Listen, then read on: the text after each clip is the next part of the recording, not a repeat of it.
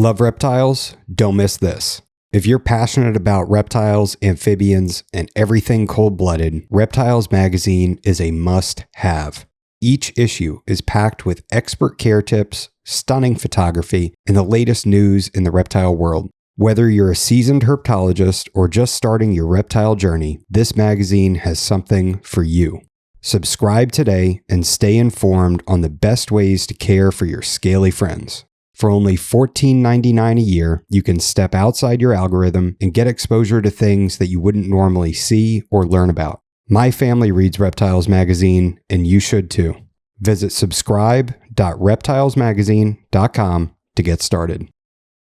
This is the Expert and the Idiot podcast. If you like the show and you'd like to support us, there's a link to our Patreon in the description below. Some benefits include getting access to new episodes up to a month in advance. There's also links to USARK and USARK Florida. If you're not already a member, please sign up. Enjoy the show.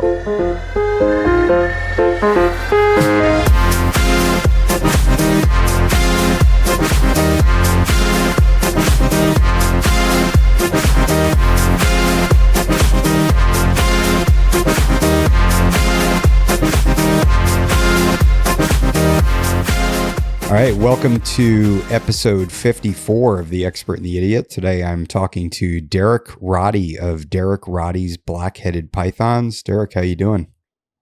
Adam, how are you?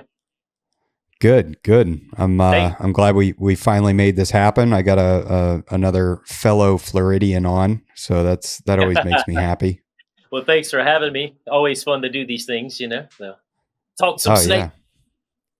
Absolutely.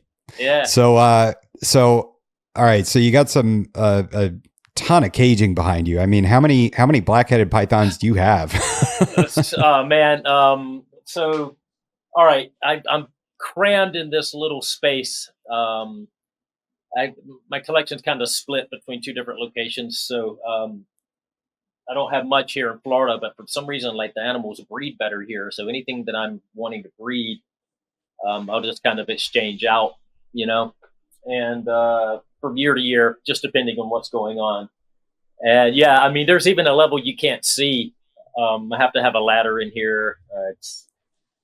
But there's 24 cages in here. There's 24 adults. Over here, I have a closet that's sub-adults, grow-ups, and babies, and then I have a bathroom here, which is great. So wow. I've been here a long time. It's kind of like my man cave, and I've expanded a couple of different times. I've learned my lesson. That'll be a whole nother story for later, So I've done that a couple of different times throughout keeping the animals, and just kind of realized over time that focusing and just kind of doing one specific thing and trying to do it really well instead of spreading out so much over other species and things, So what do you keep outside of blackheaded pythons? Nothing now. Oh, wow. So you are exclusively blackheaded pythons. Well, Aspideides. I have 3 or 4 pair of womas that I just got back actually from a friend of mine. They'll be a year or two before they're ready to do anything. I've had womas in the past, and these were really nice, and I was kind of missing them, so I said, let me get a few of these again. But yeah, nothing but blackheads. My carpets reside in a friend of mine's collection, also here in Florida. He's actually over there by you. Nice. So he's still got like my original New Guinea line and the Athertons that I bought like in the late 80s. So he's got a good bit of stuff over there that's cool. I'm still kind of I'm into the carpets, you know what I mean? But I think what happened was I ended up moving all of that stuff because when I was touring, at least doing the drum related like clinics and product related stuff, the only person I had was my wife. And the carpets, they're wiry, they wrap on everything, she's much more comfortable with the blackheads because they're just wet noodles. They don't wrap around you to secure themselves. They don't do any of that stuff. So for her, like if she's here by herself, So I just kind of said, you know what, let me find somebody I trust, um, and get, put those animals in their care and just stick with the blackheads. And focusing really helped me a lot. Just it just kind of accelerated everything, like as far as what I was trying to do with genetics and looks. I mean, this living art. So it's kind of cool to focus on it and see how much you can do with one thing.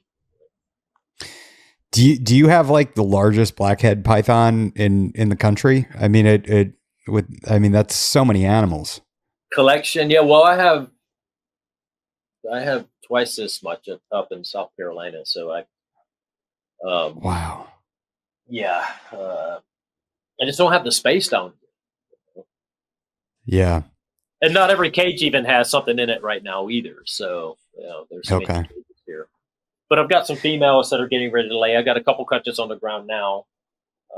So yeah, it's just so fun. I love doing this stuff. It's like I never tire of it. And even with this species, I mean, yeah, I've had the need to like, oh wow, I miss Dumer's boas, and oh man, that rainbow boa is really pretty. And then within a month, you got 30 of them.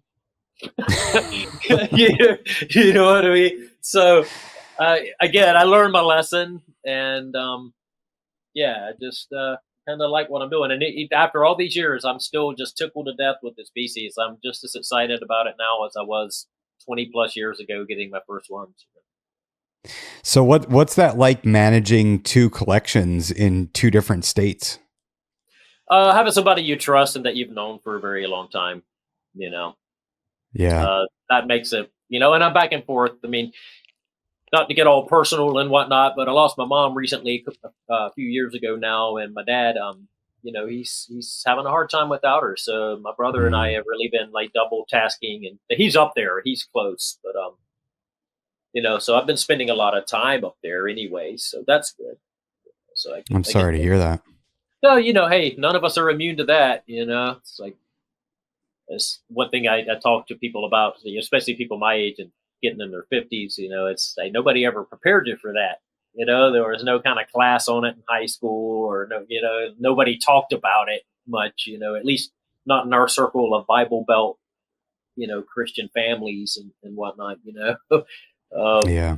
so it's something you have to deal with as an adult, and I'm glad more people are being open about it. It's an interesting thing when you break it down for sure. Yeah. So why blackheads? Why blackheaded pythons out of all the pythons that are out there? What is it that really draws you to them? Personality, man. And they just, I mean, I've owned a lot of other animals in the past, a lot of different species, boas, colubrids, all that stuff. And I don't know, it's just something about the interaction when they're not in full on food mode, which is rare. At least my animals are full on attack mode all the time, because they get fed so frequently. And that's something Mm. we can talk about later too as well. But so yeah, they're always trying to grab something. I mean, once they're out, most of them chill out, and I have some outdoor caging that I can take animals out once a week, let them get a day out in the sun once a week, alternate animals out, and so they kind of get, they get used to the handling and the interaction. So once they realize nothing's happening with food, they chill out, and they just, like I said, they become wet noodles. Yeah. They never So bite out of defense. Like don't. I've never had one in the hundreds of blackheads that I've hatched. I've never had one actually like bite, mm. like to set out to bite. Now they will lunge at you with their mouth open, right? But the actual intentional like that, and the release, that doesn't happen. I mean, they might get caught on you, and then they flip out and run. Most of them. Um, but yeah, they're not a defense fighter. They huff Okay. and fuss, and man, they're really, when you have a 5.5, 6 foot blackhead, pissy. Yeah. You know what I mean? It's pretty intimidating, because they definitely look like venomous animal, with their head, especially when they flatten out. They kind of resemble like a taipan or not even really a taipan, but like a tiger snake, maybe, just with the way or the head scalation and everything. And they're just really, really cool. And that's the personality is what got me. And of course, the blackhead is just so odd.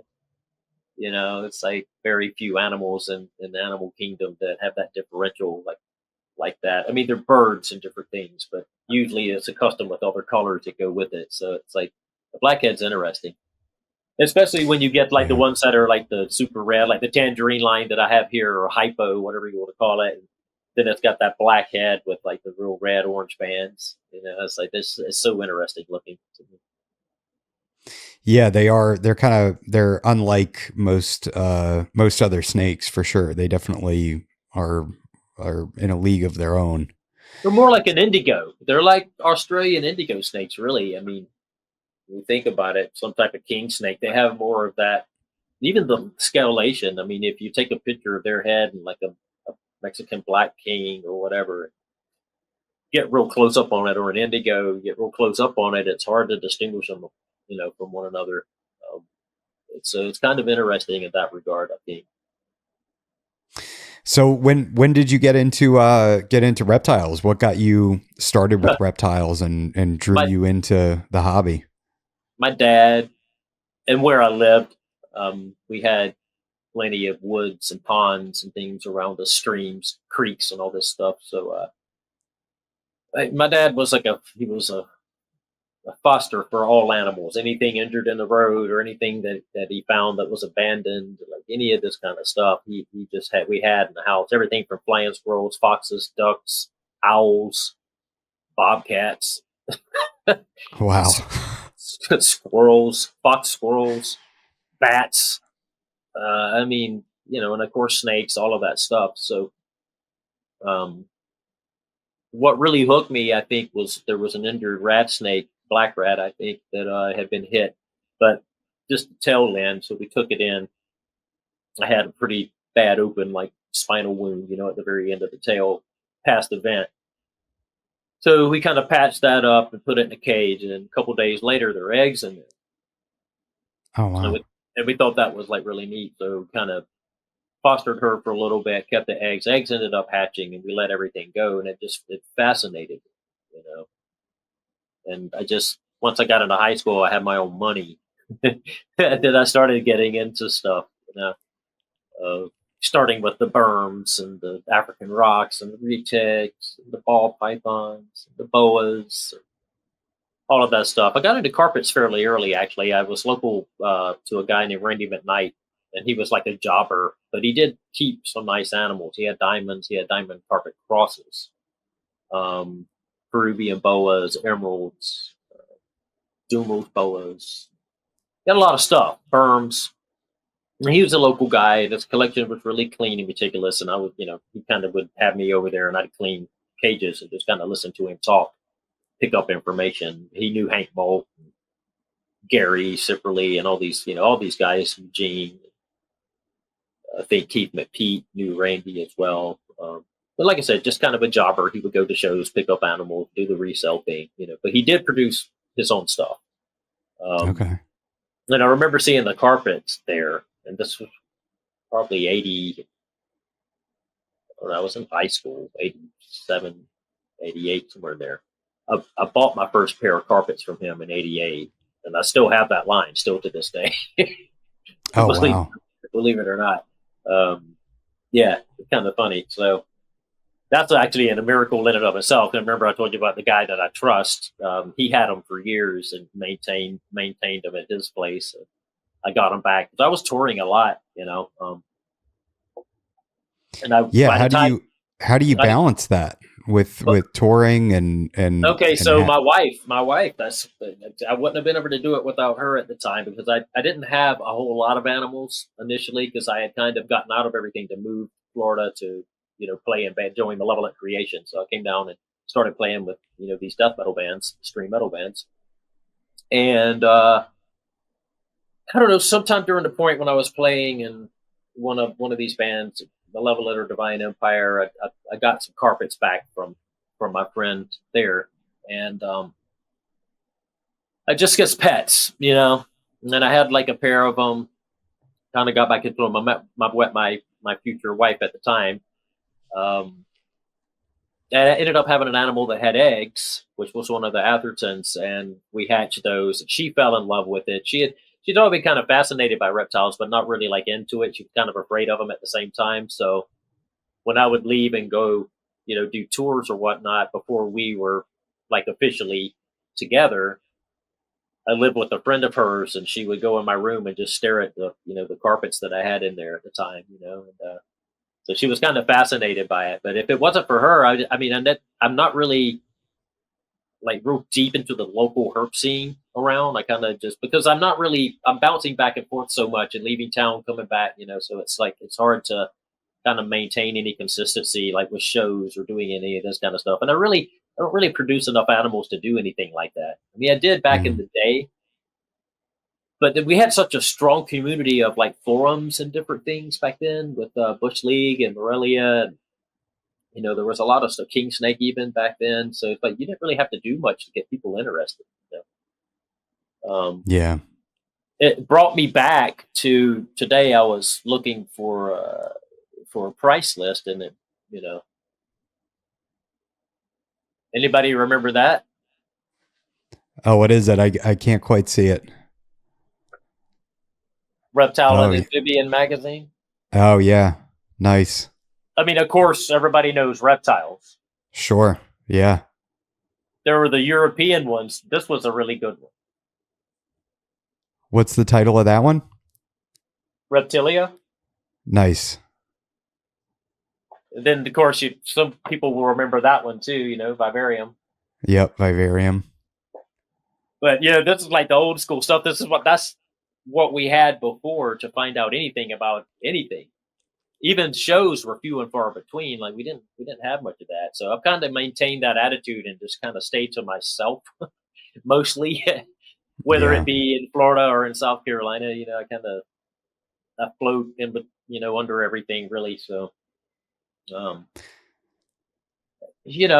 think it just comes down to connecting with people that have a common interest in the species as well. I love seeing that. I love it when people are excited about blackheaded pythons. And they're not just looking for like animals to get into. Where it's like really like wow, I really like this species. That's cool to see. Yeah. So are you pretty well connected to the people that are in like WA, Western Australia, that are keeping the blackheads and everything? Yeah, Asen and Dave, back in the day when Dave was there, he was the one that was really like, he was spending the time in the field. And I was just talking to Asen about Keith. I can't remember Keith's last name. He was in Derby.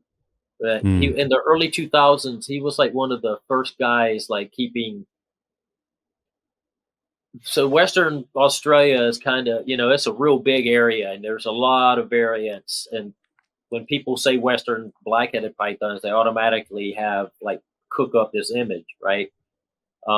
That's only true for a very small area of that vast expanse of where they come from. So you get above like Derby into Broome, going over into the Kimberleys, like blackheads, they can start looking like any other blackhead across the continent, So it's like, it's what constitutes a Western blackhead at that point, because there are some just right over the border, typically, just that are red banded, have stripes down their backs, stuff that you don't see once you get over that Kimberley range down to the coastal animals. They have a different look about them. So how would you describe the look of a Western blackhead? I would, the overall term, I would just describe it as any other blackhead. Okay. Because again, it's like saying the same thing about a corn snake. You know what I mean? So like a corn snake from Key West is going to look different than a corn snake from, somewhere in North Carolina. Yeah, absolutely. And that's kind of the distance that we're looking at. You know what I mean? So there's and not only that, but west as well. Once you get to the Northern Territory, you start going east. Sorry. Like I said, over the Kimberleys and into Northern Territory, it's like those that they really don't start getting that classic, like what people look at as black and white, until you get like below Derby onto the 80-mile beach highway down into Port Hedland. Like the ones in Port Hedland, as far as I can tell, and at least from my photograph evidence of stuff and watching Dave and having his knowledge, those are the ones that are the really nice cream and black and white, small. He says he rarely sees adults over 5 feet. Wow. So I've seen some pictures of some monstrous blackheaded pythons in captivity. Is that from overfeeding, in your opinion, or? Oh yeah, definitely.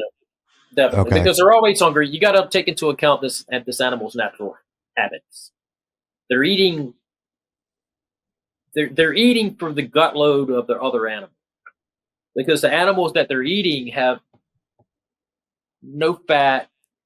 They're lean animals. They're basically skin and bones. I mean, if you look at a frilled lizard or even another snake or any kind of gecko or whatever, they're eating for the stomach content of whatever that animal ate. That's the only nutrition, or at least the bulk of the nutrition that they're getting, right? Mm-hmm. So you're not going to have an animal that's eating these high caloric, meals. So they're constantly searching for stuff to eat. I've had friends over there say, man, dude, these things that eat 15, 20 bearded dragons in a month. And they just, holy crap, they're highly successful, and that's why they're constantly on the go. Like when 5 o'clock comes around, whoop, when I come in here in the mornings, they're all moving around and just getting settled and going back to their boxes, and come about 5 o'clock, 4 or 5 o'clock, clockwork. Whoop, every one of them will be up looking for something. Wow. Daily. It doesn't matter if they ate the day before or not. Yeah, I mean, it's just that's their habit. So people have a tendency to overfeed them, because what happens is everything becomes a food source, including you. And people go, man, I need to feed this animal. Well, first it starts with back in the day, it started with shit. I spent $25,000 on a pair of snakes. I need to recoup my money. So they would just feed these things as fast as possible to get them up to breeding size, which was initially why a lot of keepers didn't have a whole bunch of success with them. Because you can't do that with a blackhead. You'll kill it. And most of these guys killed their blackheads by the time they were 8 years old. 8, oh 10 my years gosh. old. Yeah. And that was the problem up until the early 2000s. I mean, there wasn't a lot of people doing it with a lot of high success. And the people that were doing it every year were hatching just a few animals. So there wasn't a whole bunch of them, floating around. There wasn't that many to buy, which is why they were, $10,000, $15,000 a pop, Meanwhile, you had carpet pythons that were $250, and blackheads and walnuts, especially when walnuts came on the scene, they were high dollar. Yeah, I mean, blackheads are still a high dollar snake. It's definitely not an entry level snake for somebody. I mean, I think they're probably the best investment species in the game. But it's they're a lot like the stock market. There are no guarantees. And I mean, I would probably say 90% of the people that have blackheads have never seen a live baby. So, and there's reasons for that, I believe. I think diet has a lot to do with it, personally, captive diet. Just the whole incubation technique for big eggs, I think it is challenging for some people. How big are their eggs? Retic size. Wow. Yeah, they're big. For the species, they're big. Why do you think that is? Arid environment, which is why when you put water with blackhead eggs, if you're not watching them all the time, that's why they drown and go bad, because they're meant to have the necessary moisture within them to sustain them through the incubation period. I use no water. Zero. Really? Zero. And at the end of incubation, at the end of 60 days in the container, you can dump a full cup of water out. So, okay. So you're putting them, are you putting them on dry vermiculite? What are you putting them in with? Not even. I'm putting them, just on light grate, but, just a couple of small deli cups under it just to raise it up, Yeah. And, yeah, and that's it. And bone dry. Bone dry. In a storage container, like a sealed Rubbermaid for food that you would put in the refrigerator. I put holes on each side and tape them up And then about day 45 or so, once it really starts beating up in there, I just take them off so they can vent. And I've been getting 100% hatch rates like that for a dozen years or more. That is wild. I had no idea. So Yeah. you're getting these big retic sized eggs. And how many eggs are they having per clutch? Me personally, because my animals aren't like very big, like anywhere from 7 to 9, sometimes 11. Like I'd say 9 would be the overall average, right? Okay. Yeah. Okay. So you're getting 7 to 9 eggs on average, and then you're putting them in this sealed box, no water, No water. and there's moisture coming out of the eggs to get them through Yep. the incubation process. They sweat. Wow. I mean, think about it. Mom's not adding a cup of water to the substrate. Yeah. You know what I mean? So, and people theorize that they urinate and stuff, and I'm sure they do. But I think more or less it comes down to just them being there, traps the humidity just like a sealed container would. Yeah. When you think about it. So I've just kind of subscribed to that theory, and I do everything like that, even chondro eggs. Really? Yeah, it works. Huh. Now, so in their, it seems like you have a real interest in their natural history and sort of the way that they do things out in the wild. Are they, when a female lays out in the wild, are they doing it under a rock? Like, do they inhabit like the burrow of another animal, like a mammal or something? All of the above. I've never witnessed any of it before, and I've taken other people's words on it. Dave was really good at this stuff, and I remember him mentioning to me that they didn't necessarily, because I've never seen an animal like thermal regulate. I've never seen a blackhead do that. So it got me wondering, like, well, are they closer to colubrids than we think? And I know pelvic girdle and all that stuff, but I'm just, as far as behavior is concerned, and he had mentioned to me that a lot of these females that have nests, they seem to like go in and out so much, but they kind of hang out in there with them, and maybe they're on top of them, but are they incubating them? I've never seen evidence of that here in captivity. I mean, they'll lay them, they kind of hang out loosely with them. Maybe at the end of the day, they'll kind of get them up and they'll sit there until they adhere, and then they're in and out all the time. Hmm. I mean, so it makes me wonder if they just lay them and yeah, they go and they hang out with the eggs or whatever, because that's their burrow or whatever, that's their nest. It's kind of the same thing that a king would do. I know a lot of people think that they just lay them and leave, but I'm could be pretty sure, because any eggs I found in the wild, like if I turn something over, black racer eggs, for example, usually the racers go scurrying out, and there are the eggs. So they're in there with them. But let's go back to the size thing, right? Yeah. Yeah, and so in captivity, I think people kind of they overfeed. They're eating a high. Again, they're eating the stomach content of the farm rodents. It's dog food basically. Even if you're feeding rodent chow, I mean it's still essentially dog food, right? So that can't be good for either the rat or the snake going in, right? And then the amount of like fats and different things because of the food that the rodents have. So if you take the mentality that you're going to feed this animal like this big meal, like you would a berm or whatever every 2 weeks, that's what kills them, I think. But at least it doesn't kill them, but it shortens their lifespan by a decade, man. Because I've got animals here that are over 20 years old. They still lay eggs and they're doing great. Wow. And it's always been because, I think I probably feed more than most people would, but I'm feeding smaller meals every few days. So they're constantly, their system's going, but they're not getting like the super high fat, large retired, extra large rats that people feed. And I think it makes a difference. I mean, when they're young, you can feed them, they're garbage cans. Once they start eating, they'll eat anything. That's fine. But once they get to that mature look, I like to say, because they're skinny and wiry up until they're about 3 or 4 years old. And then they just get an adult look about them. I can't describe it any other way.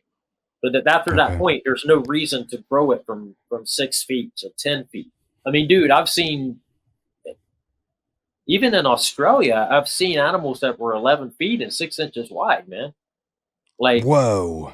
what are you doing? I literally have hundreds and hundreds and hundreds of wild locality blackhead pictures. I've never seen a blackhead that big. The biggest I think that I've ever seen in all of the evidence that I've collected is maybe 8 feet, and they are slim. I mean, like, look like rat snakes slim, you know. So they don't look like a Burmese in a blackhead costume, you know. they don't look like that in the wild, man, you know. So I have a tendency to keep my animals smaller. I keep them looking for food. For example. All right, let's see what you got here. I'm just trying to find somebody who's not going to kill me. Well, one of these girls laid eggs a couple of days ago.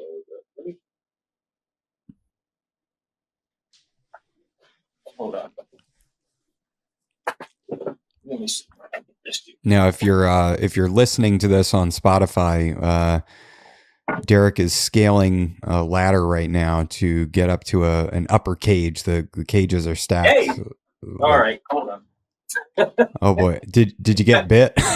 No, nah. You would know if I got bit because you'd still be hanging on. They don't let go.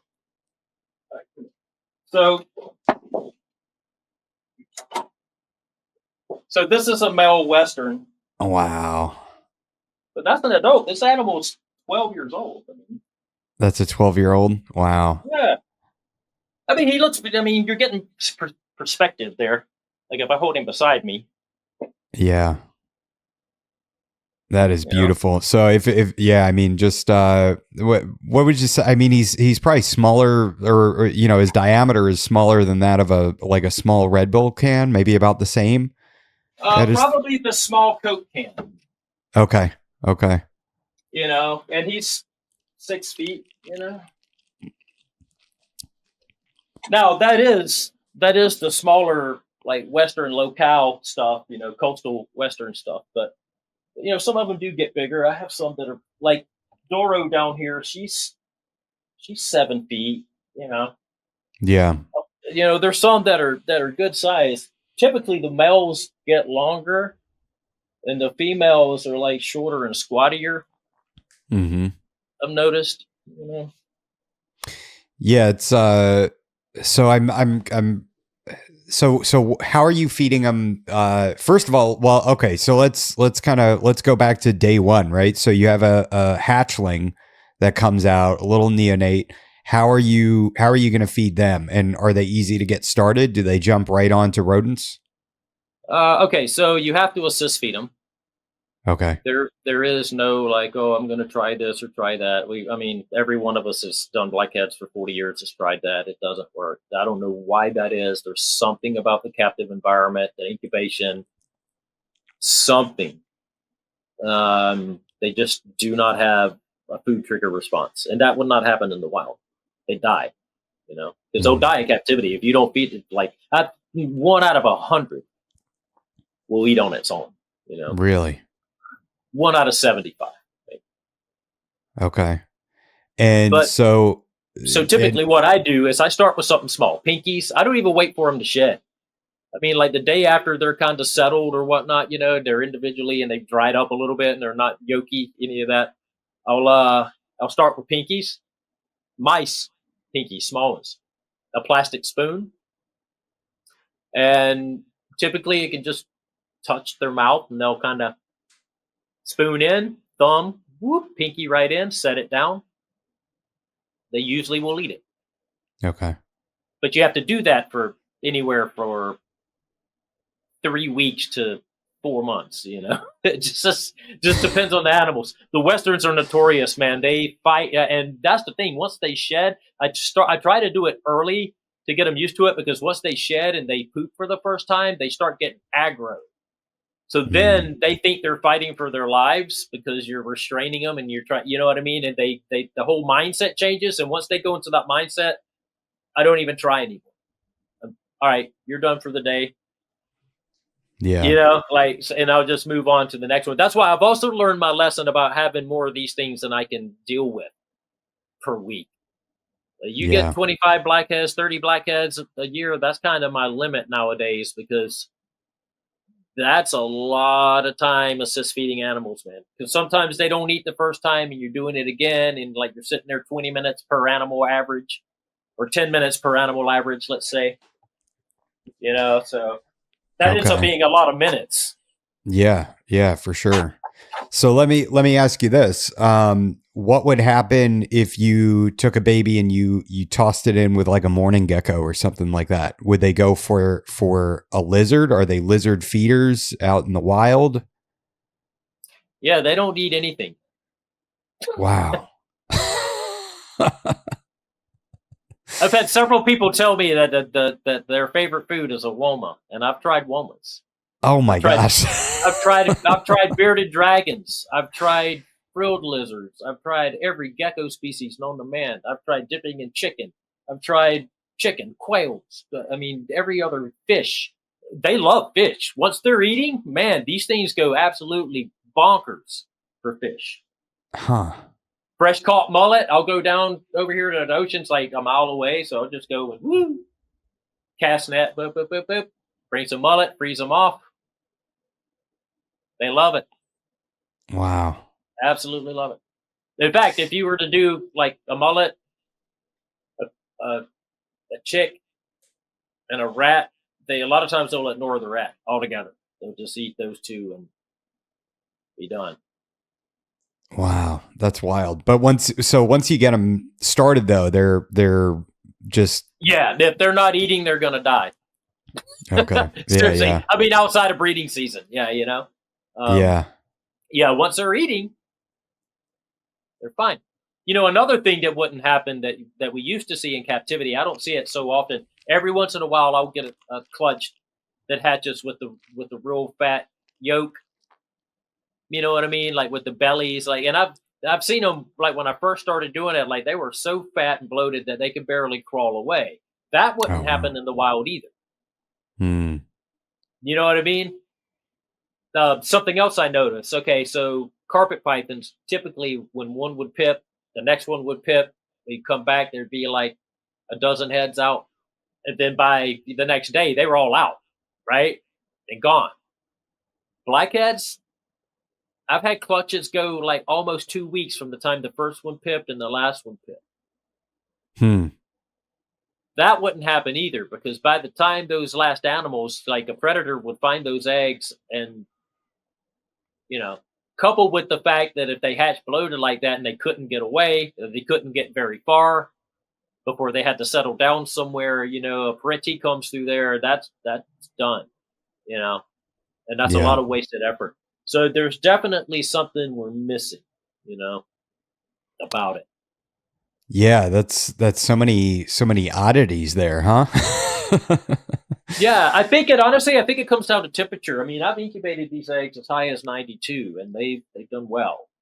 In fact, when you incubate them at about 90 to 91, 92 degrees, they hatch at about 55 days. If you don't do that, they go to 65, sometimes 70 days. And I've also done cooler. I've also done down to like 86, and they went 75 plus days. Sheesh. Yeah.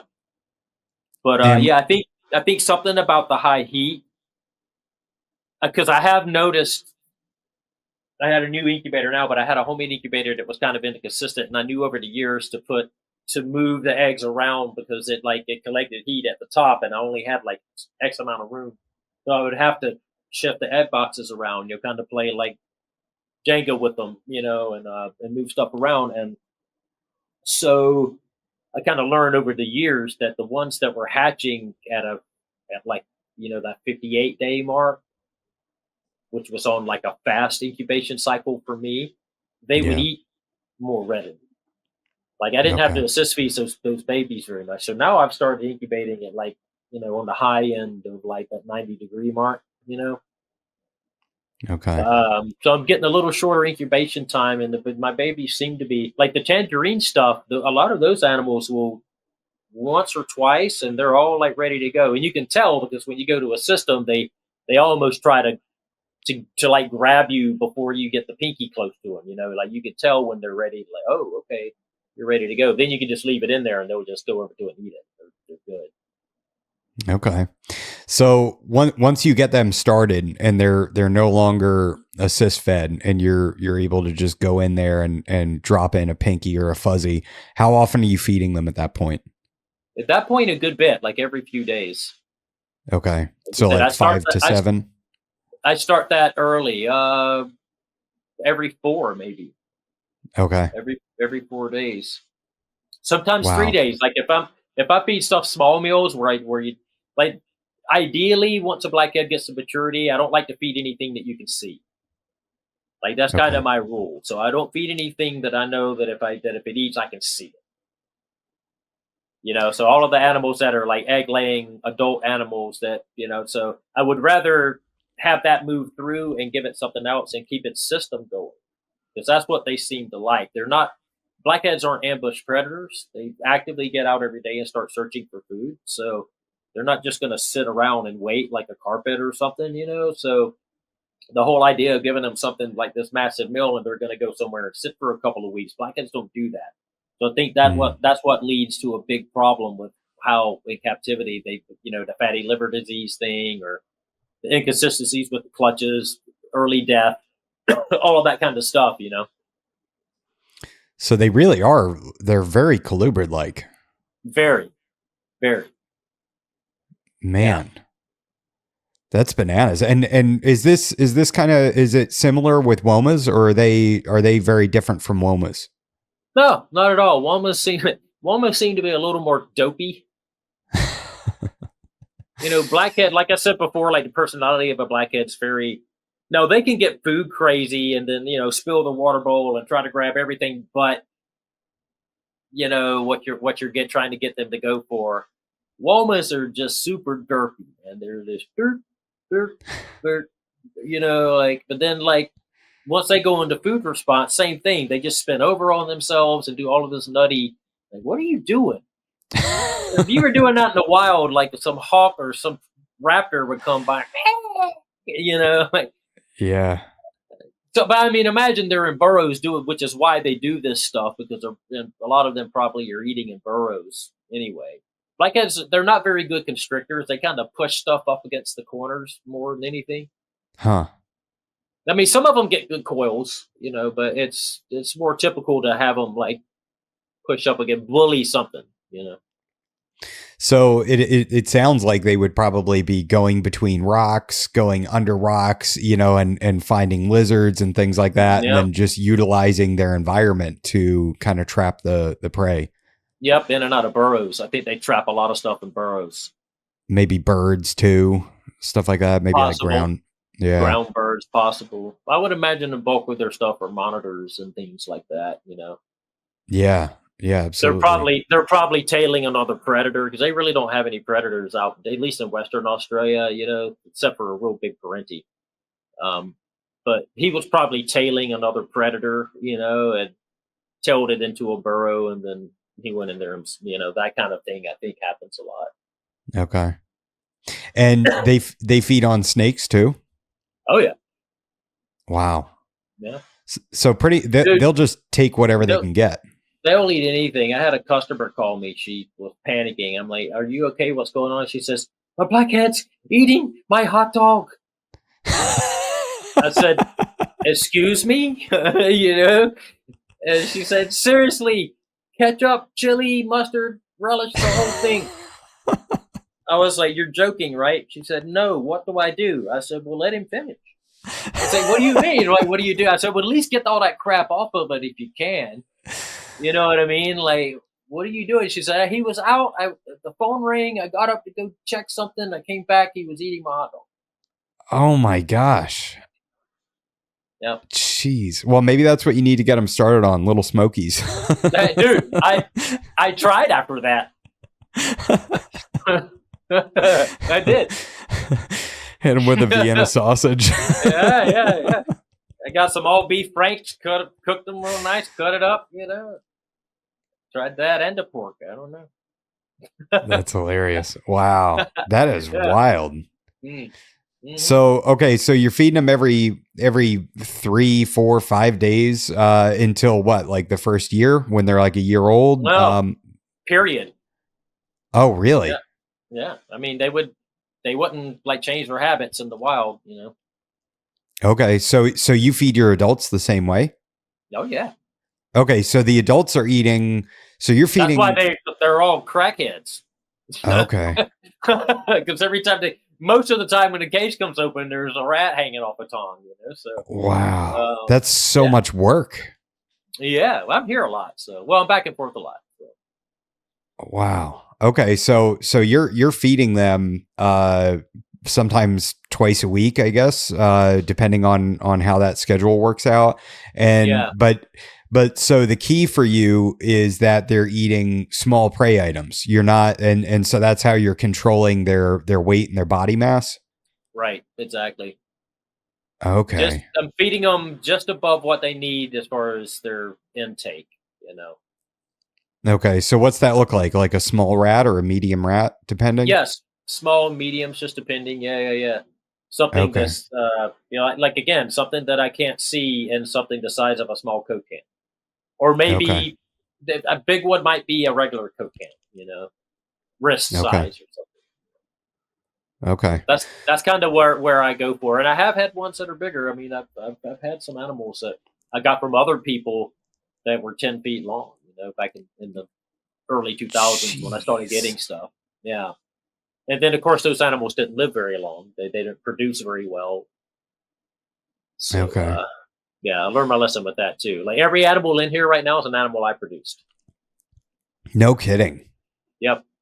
Holy cow. In fact, every animal in my collection, with the exception of a few womas I got back from my buddy, that are animals I produced. That's impressive. Yeah, I don't have anything in here that somebody else produced right now. Wow. Yeah. Man, that's pretty wild. So how long have you been like laser focused on the blackheads? How many years? I mean, laser focused blackheads only, probably the last 8, but Okay. I've kept them for 20 plus years. So my first breeding year season was 6, yeah, 5 and 6. So Wow. 2005, 2006, and So as far as caging, what size cages do you keep yours in? these are 5 by 2.5s, by like 14 or something. Ones Okay. at home, I have 5 and 6 footers at home as well. Just depending on the bigger animals, but they do fine in that. Like I said, they're not. They spend most of the. You see the hide boxes in there, right? So Yeah. they spend in that cage. They spend 90% of their time in that box. Like almost every animal in here. There's a couple that are out and about. It's starting to get late in the afternoon, so they're going to start getting up. But every single animal over here is in the box. Okay. So So it's like are they on substrate or like puppy pads or newspaper. newspaper? Okay. You're And surprised you can still get newspaper, right? yeah. Yeah, where do you source that from?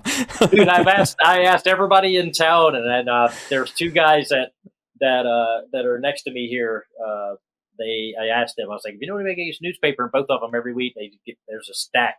So I don't know. They ask all their neighbors or whatnot at the end of the week, and I get newspaper. So somehow, That's awesome. knock knock on wood, knock on wood. So that's Yeah, cool. So they I like the paper route because I've done like aspen and all that stuff and pine shaving, all that stuff in the past. I don't like the gnats. You can't get everything, and in an enclosed area like this, it's like you come in here, the gnats are flying around, so it's just irritating. So I find that having a newspaper, at least I can get everything out of the cage, and it cuts down on all of that stuff. yeah. So I'm And here a that lot, so I do daily maintenance. Like if there's a mess, I clean it up. I walk by it. Oh, there's a mess. Let me grab it. It's not. If you just do a little bit every day, you never get like bogged down. yeah, exactly. And it's gotta help if you're there a lot and you're present to be able to catch it as soon as possible. Exactly. The only time it's difficult is like I said, when I'm doing shows or any kind of actual work, product related stuff, drum stuff. So Yeah. But I mean, most of everything I've been doing has been lessons, and I've been fortunate to be able to kind of stay home and do the online lesson thing, and that's been really good. So, you know, Nice. yeah. So, It gives me time. It gives me time to spend, and that's the thing. Because like for me, every one of them have names, and they become friends. I mean, it's like some of the most difficult times I've ever had to get over is losing a snake. Believe it or not, you know what I mean. Like you get attached to them, they become friends, and you have an animal for 20 years, 20 plus years. It's you get attached, So oh that's yeah. like the only thing about the hobby is like, I mean, I know a lot of people say, oh, it's just a snake, whatever, and that's cool too. But no, they just become my friends. Once you associate like a name with it, it becomes something different to me. So. Oh yeah. I can't understand the people that don't look at snakes as pets. And Right. I have I have an Argentine boa, and she's like, I'm just as connected with her as I am with my dog, Right. so it's Yeah. there's a bond there. I know her personality. I know how she acts, and I know how she acts when she's ready to eat, and that's like, it's like not her, it's like, it's like my dog Right. when he's keyed up on a rabbit or something, Right. Yeah. That instinct kicks in. It's a different thing, but Yeah. and then, But and that's the difference too. I know every one of these things, whether they're my friends or not. I know they're going to bite me. There's no doubt. Like if I go in there, they're going to try to bite. So as long as you go in knowing that, yeah, that's what I told my wife. It's like just assume it's going to bite you. Like if you do that, you'll be good. And all of this time, we've been together 25 years doing this, 26 years. Sorry, doing this. She wow, hasn't been bitten yet. That's pretty impressive. that is, yeah. Yeah. I think if you that like I guess that's such a great balanced perspective that they are that they're pets, and you can name them and have a great relationship with them and appreciate them and their personalities and everything, but still understanding that it's not a dog where the likelihood of getting bit is very low, right? Like if you have a well-trained socialized dog, it's very unlikely you're going to be bit by your dog. Can it happen? Sure. But it's much more likely to happen with a snake. And I try to teach my kids that too, because they kind of trust them a bit too much, so I always tell them, hey, she might bite you, so just stay away from look, none of these snakes will bite you just to bite you. The only reason that any of these snakes would bite you is because they think they're being fed. Yeah. So there's a difference there, like understanding that difference, knowing that you're not going to override the food response if it happens. There's not like, no, don't do that. You know what I mean? Like I had a girl yesterday, I tried to get her out just to test the light last night. Yeah. Like I told you today, that's why all the lights are off, because you'll never be able to see the color of an animal with the lights on. But like I tried to get her out, and like, watch, I'll do it now. Okay. You probably won't get to see what she's doing in the actual cage here. Like just the cage coming open. Look, she's already moving. If I touch her, look, see? Oh wow, yeah. And she's like ready. Come here, you. Yeah, if you're listening to this audio only, check it out on YouTube, because look, hey, come here. Oh boy. Yeah. Oh man. Wow. And you can't see the color on her. If I get it close to the camera, you can actually see what the color looks like. Hang on. Yeah, she almost looks like a Woma with a blackhead. Yeah. Come here, you. Just all that orange, and that's wild. You like see that? Now you can see what her color is. But she doesn't look like that from back here. That's why I turned the lights off, like I said, because you can't get the color. Even with the lights on, you can't off like this. You don't really get the color of what it looks like. But, yeah.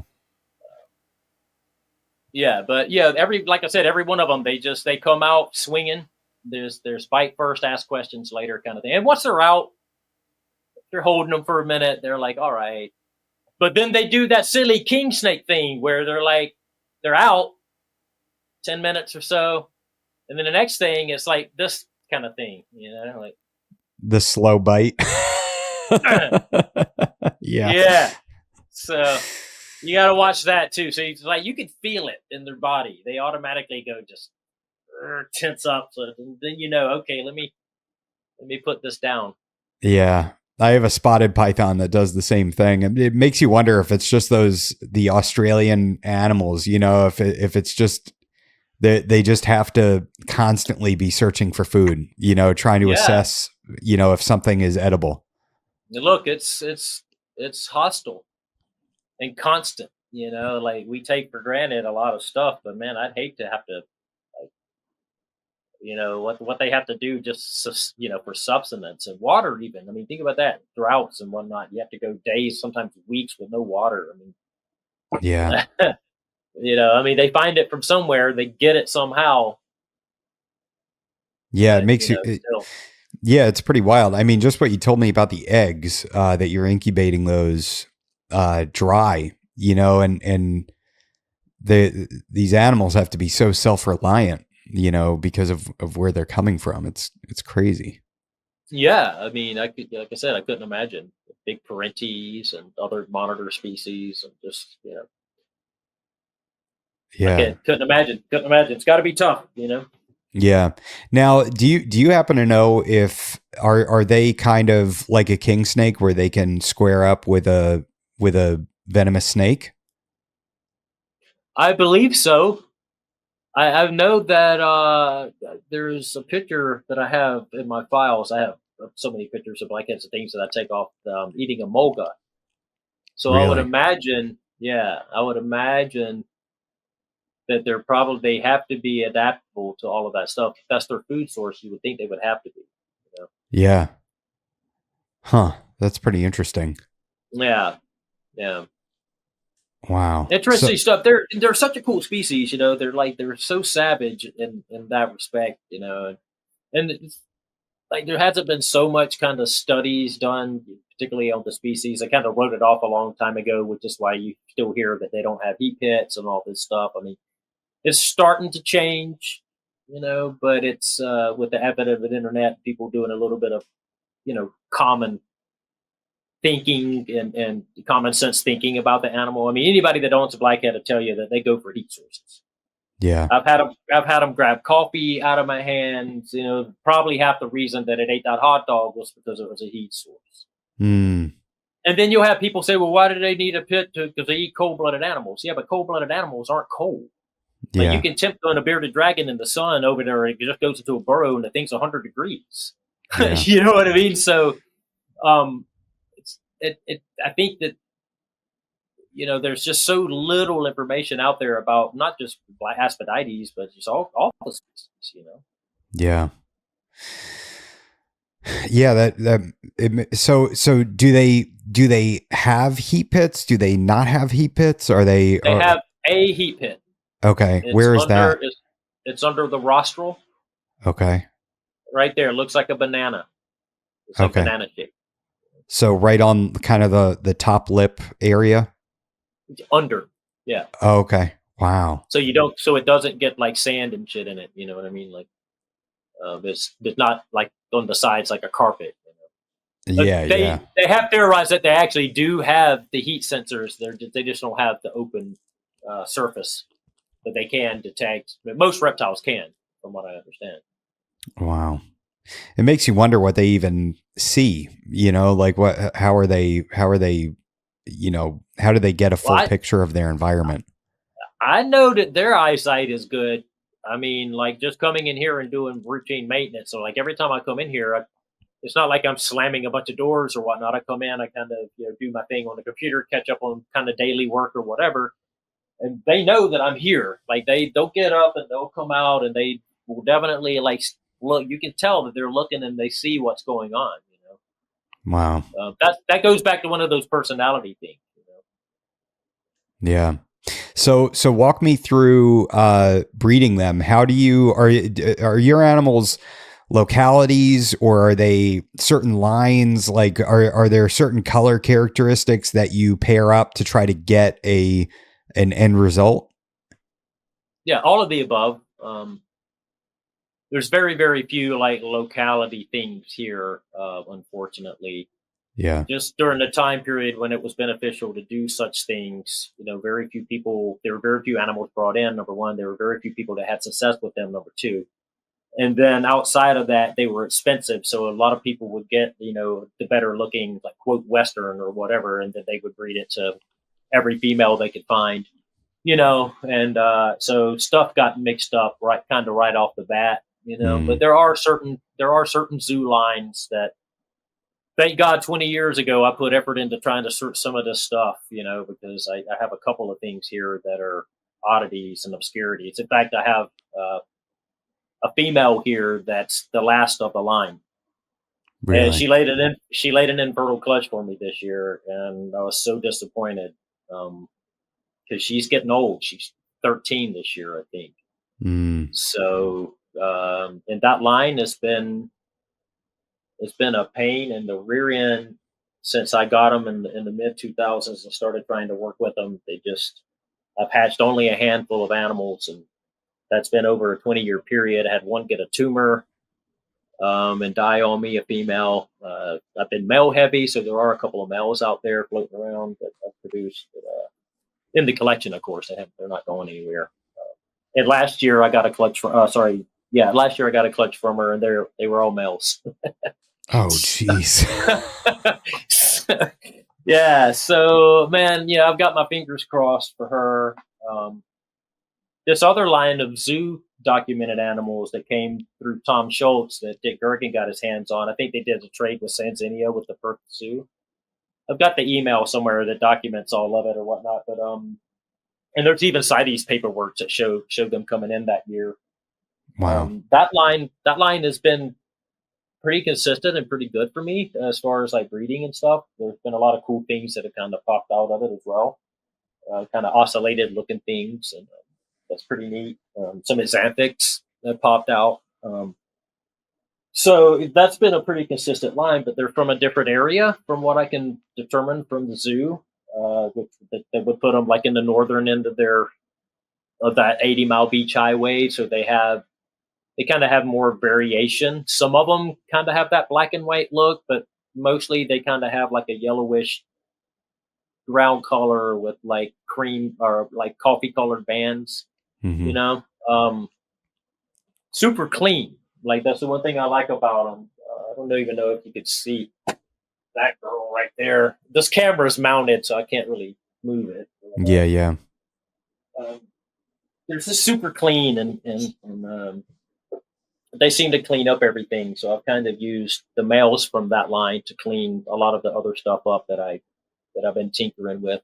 Some of the xanthics and that type of stuff. So but just like, most of the stuff that I do is line bred for a specific thing, right? So the tangerines, for example, like the ones I just had out that are orange and tangerine orangey color, that just started with some orange animals. Like, oh wow, that was nice and orange. Let me keep that back, breed it to something else. So that's a conglomeration of our original zoo line, the line B at Xanthic, because there's two different Xanthic lines in the States. Some animals from Mark and Kim Bell, some animals from Dick Gergen. There's an undocumented animal in there that I don't know what it is. I have a feeling it might be Mark Bell animal because it looks similar. So I've kind of used like a hodgepodge of different things, which all of this stuff kind of trace backs in one way or another to the same stuff. There hasn't been a lot of blackheads outside of ones, from Europe brought into the United States since like the mid 90s. Not any live specimens anyway. yeah. So I'm glad that I've kept my tabs on the stuff over the years, because I'm real like anal about that stuff. I got hundreds of pictures, hundreds of emails, documentation by phone, documentation of notes taken, talking to everybody over a 25-year, 30-year time period about this stuff. Wow. So I've been real like diligent about keeping that information, and it's one of the things I wanted to show too, because like how old school I still am. I mean, these calendars are old too, but like all of my documentation that I did on a calendar. So I can go back and look ovulation dates, shed dates, Wow. clutch information. I mean, you can see how much is like written, Yeah. you know, in there, like how many eggs, what time of day, all of this stuff, and I get this goes back to 20 plus years, so Jeez. I can look back and tell somebody exactly, like, okay, yeah, it was this day, there was this many eggs, it was this time of day. That's something that I notice. Like animals will lay the kind of the same time of day. I have some that lay early morning. I have some that lay afternoon. You know, Okay.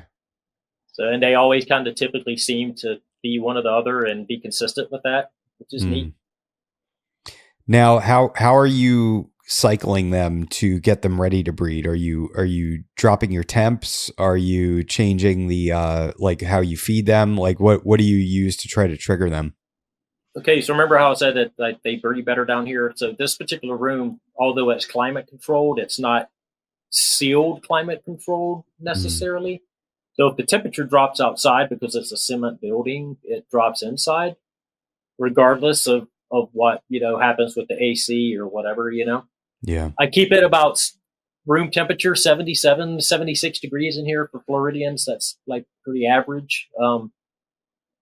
Yeah, so that doesn't change. The heat source are the light bulbs, which I don't have on. I told you I was trying to get the light right to show the animals, but Yeah. that always fails.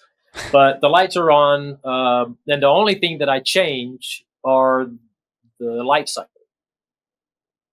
What ends up happening because it gets cool. Like this last weekend, we had a cold front come through. It got cool in here, and some of the other pairs, that the straggler pairs, were trying to breed. Mm, So like they can feel it out there, obviously. So I don't really do anything other than put them together. Like really, the hard part comes, once you get them in the incubator. That's where it gets a little tricky. yeah. Well, for most people, a lot of people are afraid to do what I say. I've had a lot of my customers like back out at the last minute and just do them like how they've done everything else and lose them within 2 weeks. Uh, They kick themselves. I mean, that's more often than not, actually. Um, but then once they learn, all right, let me do this. Let me not mess with them. Just my thing is put them in there and leave them alone. mm, I don't touch them until, I mean, maybe every week I'll peek in just to get a little bit of fresh air in, see what's going on in there. Smell anything smell weird? Okay. yeah. Um, but I'm not. It's not like I'm taking the lid off and fanning them out, and any of that kind of thing. So I just leave them alone until day 45. Like I said, I'll take those air hole tape off. Like that, they'll really start sweating. Stuff will start beating up if you're not careful. And then they can drown. There'll be so much moisture that the egg that they actually drown in the egg. Fully developed Jeez. lungs full of water, basically. Man. And do Yeah. you So ever cut the eggs or do you always just let them pip on their own? I used to. If the eggs feel a certain way to me, like if they feel like they're drier than normal, I might pip after the first one pips. Always let the first one have at it. You can always tell too, because like I don't know how close anybody watches this. I'm like pretty attention detailed person, but I can tell the day before that there's an actual pip, that there's something happens with the striations in the eggs. Mm, And this is carpets, this is everything with an egg that I've noticed. They get these striations in there, you could kind of see where the embryos have been moving around and kind of doing this. mm-hmm. And once that starts happening, I know, okay, they're going to pip. So if I don't see them pip the next day, I may cut stuff and peek in and take a look, because blackheads are famous for just being dead, not hatching. Mm, But ever since I've started with, like, I haven't had that issue since I started incubating this way and getting all the excess water out of the eggs, over that period. It's just the balance of that, getting the water okay. out of the egg. Okay. Yeah. Now, so as far as feeding goes, do you feed them less during the cooler months, or are you Yeah, I don't even maintaining? feed. I don't feed Oh, at all. okay. So Not the breeders. when do Not you the cut breeders. off the food? Halloween, Okay. I put people together the morning of Thanksgiving. Okay. And then I typically leave males until I see an ovulation, which is unmistakable in a blackhead. It literally looks like they ate a Nerf football. Jeez. Yeah, it's unmistakable. And how long is that generally after they're paired? It depends. I mean, most of that's a good thing about this too. I can go back and tell you most, at least within that year, like when ovulation started happening, and it looks like February is the month this last time and this time. Now, what's interesting, this was 2011. What's interesting is I think that clutch was infertile. She went really early. Like she ovulated and went through a cycle like really quickly, so quickly that I didn't even notice her shed. I was waiting for it like a week later, and I looked in. I was like, man, that's dry. Like that was definitely more than like a couple of days old. So what's going on? Write it down in the calendar. Come back, see what's up. And I didn't get to bump her heat up. Usually, after I see an ovulation, I'll do some type of like heat strip or something. They all have heat strips under there. They're just not plugged in. So they're all rollers. I can roll the cages out, just plug the heat in for which ones I need, because once the lights are out, there's no heat. So just like in the wild, when the sun goes down, there's no heat. I mean, there's residual in the cage because the bottom light heats the top one, heats that light, heats that one. That's essentially getting belly heat and sun heat. Yeah. During the duration of the sun. So you're just using just a basking bulb? Yeah. Okay. And how many watts? These are just 25 like appliance bulbs. They're still incandescent and they get like perfect. I mean, on top of the hide box, they can get like 100, 105 degrees. And then like on the floor, it's 90. And then on the cool side of the cage, it's like 82. Okay. So they like it hot, right? Blackheads like they like it hot. They can handle it hotter than that. Yeah. I mean, even at 105 degrees, like on top of those boxes under that light, they'll be like right on it. Yeah. Yeah, I've tip gunned them at 100 degrees. The animals themselves. Yeah. That's wild. Yeah, I had Asen on, and he told me the same thing, that they really like it hot. Yeah, they like heat. Yeah, makes sense. It's 100 plus degrees every day where these particular animals, most everything here in the United States has the Perth line Westerns bred into it. The Swiss line does. I mean, most everything out there, the rare earth stuff does. Like most everything has that particular line in it, Yeah. So that it kind of bleeds over with like some of the genetics and some of the looks of things, and like that kind of stuff, behavioral traits. I mean, at least these particular ones here like it super hot, Okay. And have you ever tried maternal incubation? Yeah, I've done it. It's worked. But like I said, I didn't notice any of the stuff that you would notice with the carpet. No coiling, no twitching, none of that stuff. They kind of come and go like they normally would. They go in there and chill out. But they're not wrapped tight on the eggs or anything. Not really. No. I mean, they'll sit on them and they'll, what I mean? They'll kind of like they'll have that appearance. Yeah. But it's not like, how carpets will gather them all up and they'll kind of be under them and, holding them like a receiver holds a football, going down the field. Like blackheads don't do that really. They may do it the first 24 hours just to get the eggs in a mass so they're not rolling away because they're super bloated. They're literally like water balloons. Wow. Yeah. They like it. Dude. I took an egg out. I have a workstation table that I roll around. So I had the hide box out. And I was taking her eggs, and for some reason, I had the egg box on the floor. And the lid was up top, and I was putting the eggs on the lid, right? So I could move them, put them down, right? Dude, I set an egg down, and this thing rolled right off the edge and hit the floor. Ooh. I mean, from the top of 2.5 foot, 28-inch tall table, Yeah. I said, well, there went that one. Right? I put it in there anyway just to see. It hatched. Really? Yeah. Healthy baby? Yep. Man, these are some wild animals. So and I think I don't think the embryos settle anywhere or anchor anywhere until about 24 hours after, when when everything has been still and they've had time to rotate and float to the surface, essentially. Yeah. I think that takes 24 to 48 hours. So I think like any time after that, if you would drop an egg, I think you're probably screwed. But at that point, it didn't seem to bother that egg because, man, it took a dive from 28 inches at least right on the floor. Jeez. Whack. I'm surprised it didn't come open. Man. I mean, it hit carpet, Yeah. but still. Yeah, that's wild. So when you did the maternal incubation, did you notice anything different with the babies, and like how quick did you remove them, or as soon as they pipped, did you start pulling the eggs out?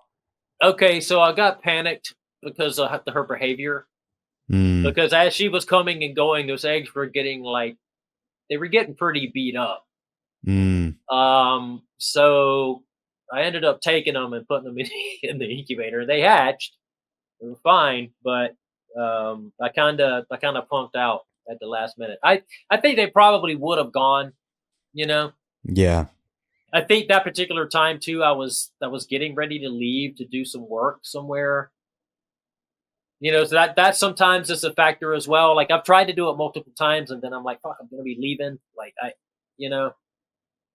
Yeah. put them in the incubator. It's easier. Yeah, yeah. So how do you control the humidity in that room, or do you just not worry about it? It's pretty dry with the AC, but the cages themselves are pretty sealed, and I think the size of the water bowl helps. Yeah. They don't. They're not used to it too humid anyway. They don't want to be like some of the tropical carpets, like the chondros and stuff. Yeah. They seem to do pretty well dry. Like I never have issues with like flaky sheds or any of that kind of stuff. Yeah, I figured as much, coming from an arid environment like they come they're from. pretty hardy. They're like captive wise, they're pretty hardy. I mean, they if you can get around the fact that, like, yes, they will bite you. I mean, look, I have friends that have raised them in a pet environment, and their daughters will just reach right in and grab these things by their head and like drag them around the house. That's And not good. and they're you know what I mean. And like they typically kind of turn into literally a wet noodle, and like once they've hit that point to where they're real mellow like that, that's pretty. Like you'll just notice that they just kind of hang. They don't really do much. Yeah. Um, do you stay in touch with your customers? Oh yeah, a good bit. Nice. And I don't even like to think of my customers as customers. I think of my customers as partners, because I don't sell a lot and I don't produce a lot, but the stuff that I do produce and I have produced over 20 years. I've produced over 600 blackheads now. Jeez. Yeah. So this year I think this next clutch will be clutch number 83. Wow. Total. So, I've been doing it a while, and I produced a lot of animals. But most of these, man, a lot of these animals I have, and I've had to replenish a lot of my stock because my initial animals were old. And Yeah. I've been through a couple of generations of animals, just learning the blackhead just in general. So, and a lot of animals are out with other people, like different projects, breeding things. But like I said, I try to think of my customers as my partners. Like somebody who comes to mind really quickly, like Aaron Lillybridge. He's the guy that's got my carpets, so he's a good source. He's, like I said, right over by you. Yeah. I'll hook you guys up. You have to know him. He doesn't do like internet stuff much.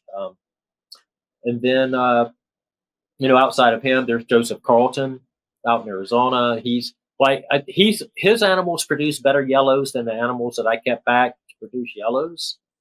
So I kind of I don't even mess with the yellows so much now, because the ones he produces are so nice. And if I have people contacting me about yellows, I can always just say, "Hey, yo, Joseph, I need some yellows." Yeah. So I kind of look at it.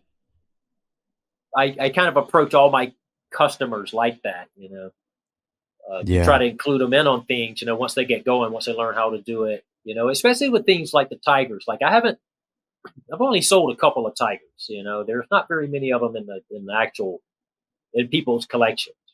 2 or 3. So, so the rest of them are with me. So and I'm very careful about that kind of stuff. Yeah. Can you describe what makes a tiger a tiger? Solid black non-disconnected stripe down the back. Mm. And not muddy, not like where you can still see the band, but it's like dark and the sides are light. Talking about a stripe. Mm.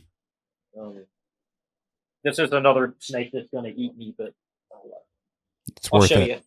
Yeah, yeah, it is. I can't believe the diversity in the kind of the appearance of these animals. It's wild. I've been working for that for a long time. Oh God. You are already being. If you're listening, Derek's probably going into an enclosure that's like 7-8 feet up in the air. Yeah. I don't have any space, man. I hate it.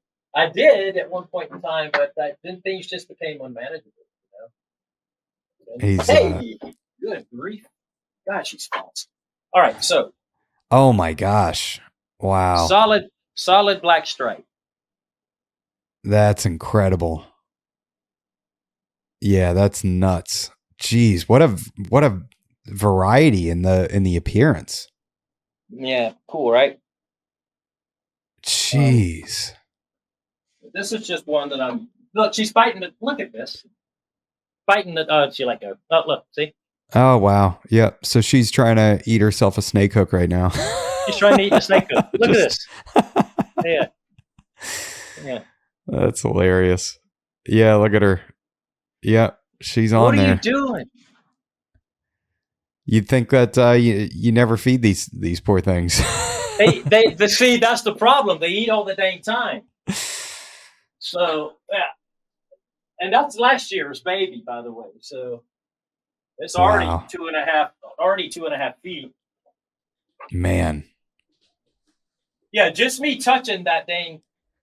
She's fighting it because she feels my heat signature on it. Yeah, that's so funny that they're so hard to get started, or they require the assistance, but then they have like the strongest feed response. It's nuts. It's beyond. It's just, like I said, that's not natural. There's something there that's weird. Yeah. It makes you wonder, like, what are they eating in the wild? What's different? Bearded dragons, frilled lizards, geckos, other snakes. Wow. They're just other reptiles in general. Most of their diet. Now, what about so do you ever run into any health issues with them? Are they prone to any respiratory infections if husbandry's off or anything like that? No, I mean, I've never had the issue here. Obviously you get animals that get old. I've had tumors and different types of cancers and that type of thing. I've never had any egg-bound females, like that kind of thing's never, knock on wood, thankfully, never happened to me. I mean, I've seen other people that get, this whole respiratory thing, it kind of goes in cycles and everybody gets paranoid about it. But I think there's kind of a simple answer to the non-viral stuff. And I think it comes down to water cleaning. It coupled with an environment that's subpar for the animal. So like if an animal's not getting enough heat and the water source that it's drinking because the water bowl hasn't been cleaned and I wash my water bowls like every 5 days. Okay. Fresh water, like blackheads, you can go dump the water, fill it up, put it in the cage, they'll come drink out of it. You can take that water, go dump it out, fill it up again, put it back, they'll come right back to it and drink out of it again. Huh. It's like they're so opportunistic even with water, but I think a lot of people don't change their water often enough, and then you get bacteria in the water gets into the animal that subpar temps that can't regulate its immune systems and its temperate and its gut flora, especially like if it's eaten. I think that leads because of the animal, the way that, it's constantly at a parallel with its lungs, it would be easy for bacteria to spread. I just think that a lot of the like illnesses like that we see that people get paranoid about it stems from the water bowl, man.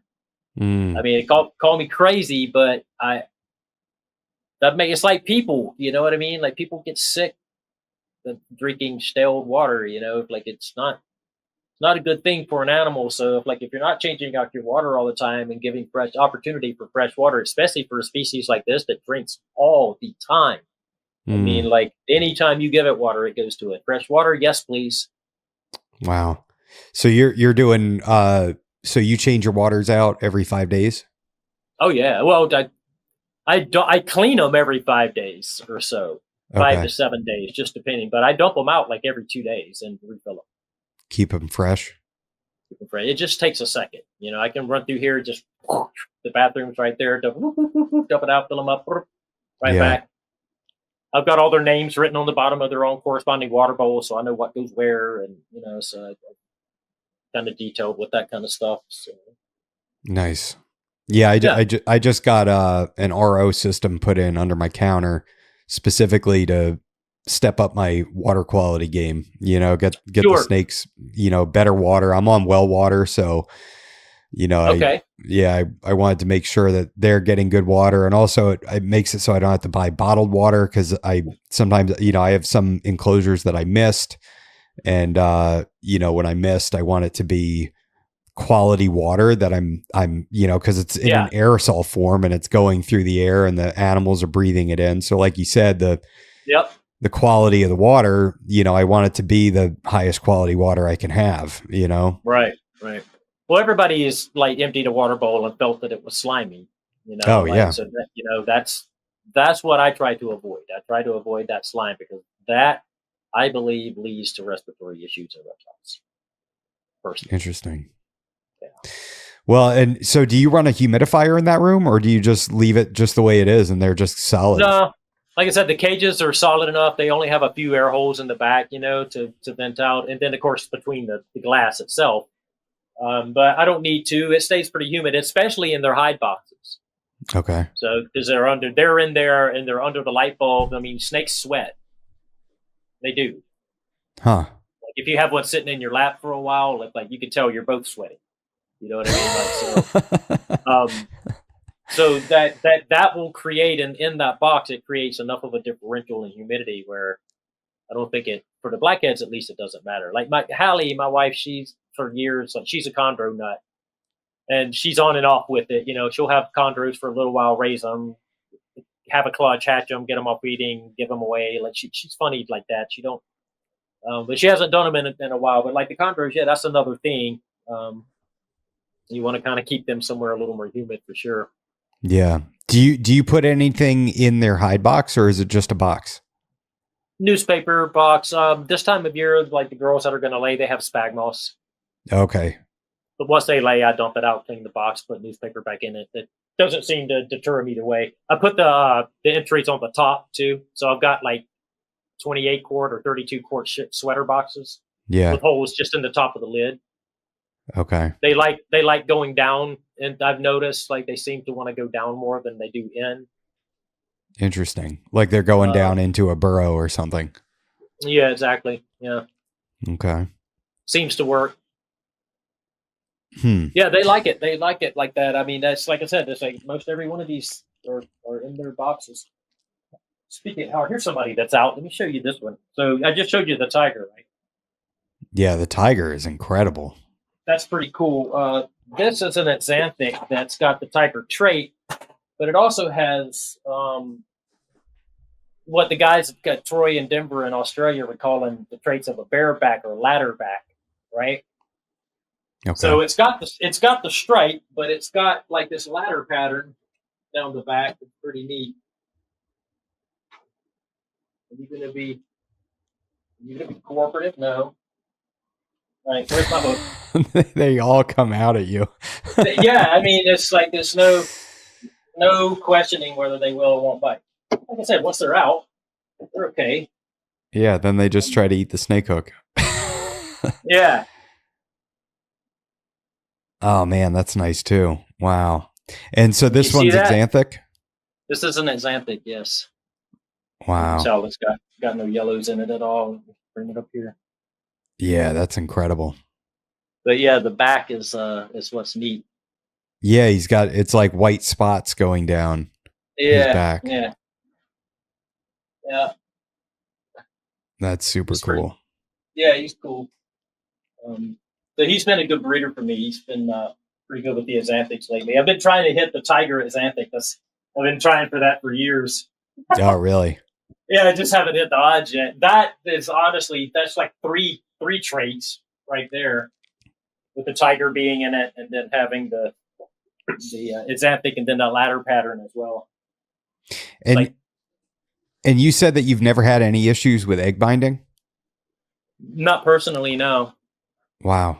What do you attribute that to? Do you think it's from changing out the water often and giving them fresh water to drink constantly, that they're just really well hydrated? Probably. Okay. Probably. I would say. Yeah. Huh. That's super cool. I still can't get over incubating the eggs dry. That's so crazy. Yeah, I know. It's important as water is. Yeah. Right? But it makes sense if the eggs are just like so much moisture content, Yeah, they'll roll away. If you don't like, sometimes I use clothespins to keep them, in the egg grate, to keep them from rolling around, because they'll just they'll roll right off. Really? Yeah. Wow.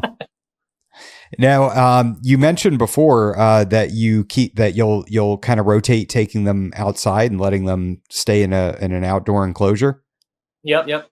So what does that outdoor enclosure look like? What are the dimensions and how is that set up? I have a couple of different things. So I have a couple of like 5 foot by like 2 foot, 3 foot deep, kind of cages, and they're like wire, like mesh chicken wire kind of stuff. Yeah. Pretty solid. And then I have a couple of like kind of walk-in ones as well.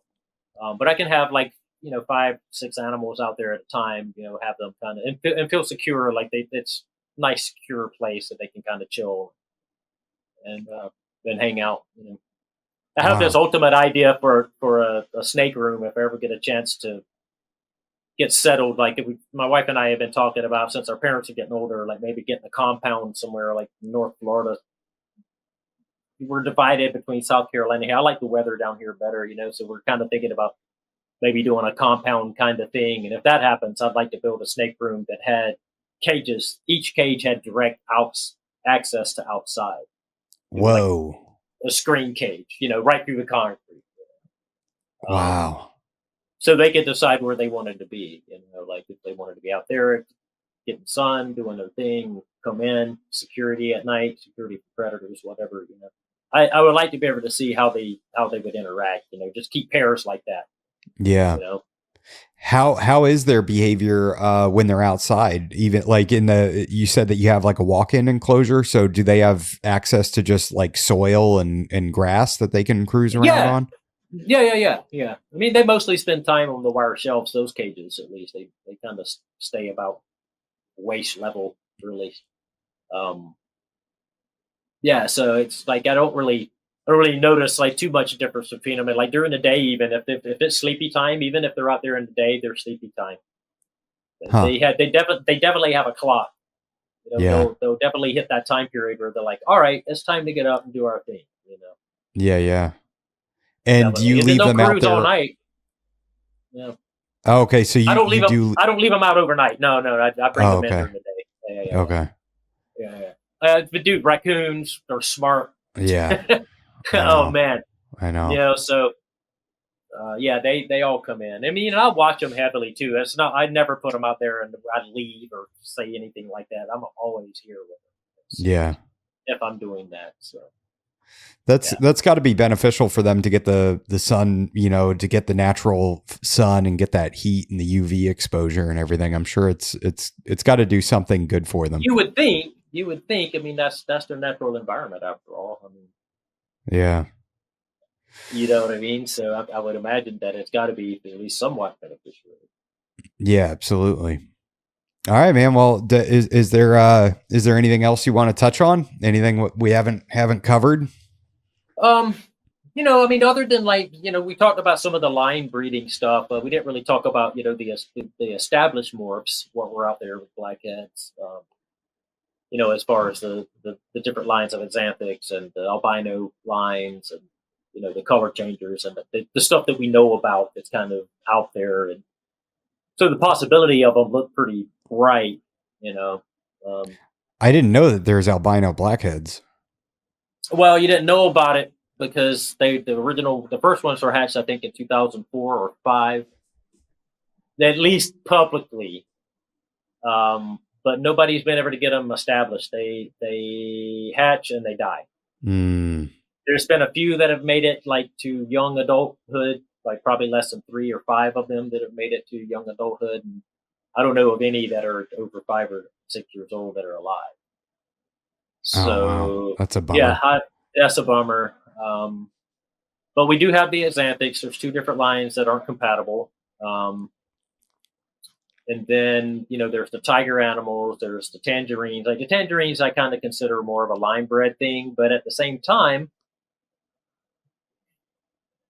it's like, I guess you could pass it off as like some type of simple recessive trait, because if you breed 2 that look like that together, they all look like that. You know what I mean? Like, and they got better over time. So you're seeing the results of line breeding there. But, these animals all started off as animals being exceptionally orange. Mm. And like, I hate the term hypo because it's just so broad, reduction in black. I mean, that could be anything, Yeah. That's why I don't actually just say, oh, they're hypos. And plus, a lot of the, blackheads that are labeled hypo don't look hypo to me. These things look way more what I would consider hypo than the hypo animals that exist out there, So I don't know. I kind of I don't like that term because it's too broad. So that's why I named it the tangerine. Yeah. And this year I did an xanthic that to me looks like the ghost already. It's very, very pale. I can grab him if you want to see him. But I bred him to a tangerine this year, so I think the babies there will be really interesting to see what happens as far as color and what the xanthic blood does to the tangerine blood. I've only outcrossed the tangerine stuff once, just to kind of see what would happen, to like just a normal blackhead. And I got what I expected. Like, I mean, they were nice, but, just average blackheads. None were really like high orange. I mean, you had like the variation that you would expect to see. Maybe one of them was like, look more like the tangerine, and the other one looked more like the non-tangerine. And you had everything kind of in between. But I mean, as of right now, if I take 2 animals that have no black on their chins and breed them together, then all the babies have no black on their chins. So it's kind of, it's still reduction in black. So yeah, but I don't use that term. I don't like it. Yeah. And then you have the tigers. The tigers are interesting because anytime that the xanthic, the tigers came from the xanthic line, and anytime there seems to be an xanthic gene, like if I had a tiger that's het for xanthic, when I breed it to another tiger, I get dead, solid black babies. Only a percentage of them, like 2 or 3 out of a 7 or 8, 9 collection. Wow. Thing. Huh. So what do you think that is? I don't know what. I had no idea. That Travis Wyman and I talked about it, for years, and we couldn't come up with like something that would be an explanation for that. Really, I've done non-het tigers to non-het tigers, and gotten all tigers. Not an issue. Huh. But when that xanthic gene is involved, for some reason, there's dead black ones. I don't know. And how do they thrive? No, they crawl out and die. Yeah. That's too bad. And they sound incredible. They also look a little premature. I don't know. Maybe you've seen those Hope Fight Wamas. No. Kind of the same thing. The all black Wamas in Western Australia. Kind of the same thing. I've heard about them. Interesting. Yeah. Kind of the same thing, just with the blackhead. But they also seem to be kind of premature. They pip and they come out, and they're kind of like, they just don't look fully developed. Huh. So I don't know. I don't know what's up with that. That's too bad because it sounds awesome. Yeah, I mean, I'd like to see that, that a live animal of that. But then again, if I wanted a solid black snake, I'd just get a Mexican king. Yeah, exactly. Yeah. Same thing, it's like, but I like my Womas to be bright orange and have contrast. I don't need a black Woma. Yeah. Does Defeats the any purpose, d- you know. do people hybridize Womas and blackheads? It's been done a couple of times. I haven't done it personally, Yeah. but I know somebody here in the States that did do it. I know some people in other parts of the world that have done it.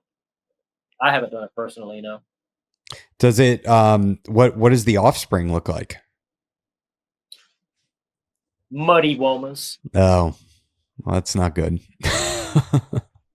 Look, anytime you do a hybrid, it typically is not as good as either of the other species that made it. Yeah.